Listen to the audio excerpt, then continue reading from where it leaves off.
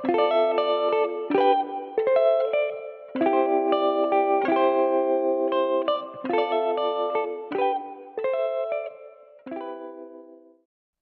guys, for today's video, mag-camping ta for 2 nights. Kaning camping ground nga among adtuan karon, 3 hours drive ni siya gikan sa amo ang gipuy-an.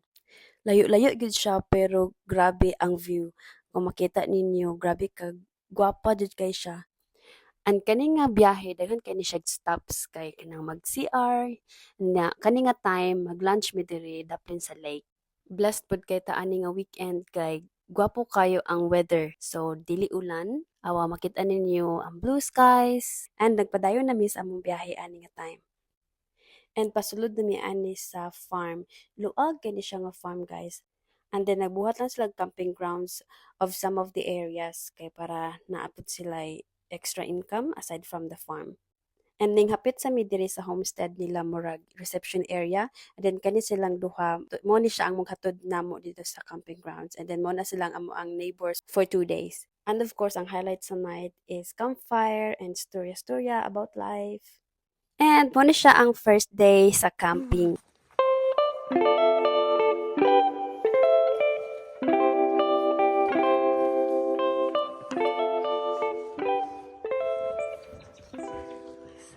And then, nanghugas ako diya sa amo ang kinanan.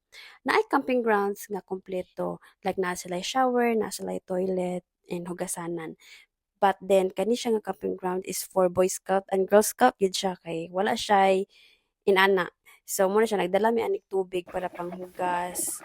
And then, among pangligo is wala lang. Pag Boy Scout yapon. So, wala siya dry shower. Wet wipes lang.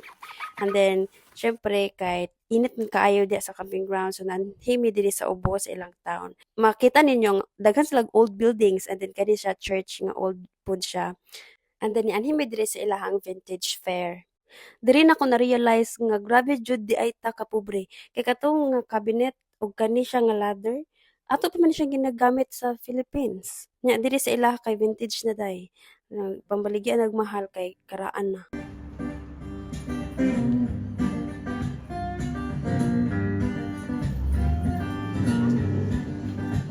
Ug syempre dili mawala ang pagkaon sa laag. So mao ni siya among lunch ani nga time and lami kayo na ang beef brisket. Diri sa Australia, daghan og companies nga ga-make og wine. And then kana sila nga mga companies, ga-open po na sila sa public for wine testing but naa po na sila bayad per head. And then, so na may duol diri nang hapit mi. So mo ilang place diri, nice pud kayo. Naa sila grapes plantation for the wine. So na nagpicture lang mi diri.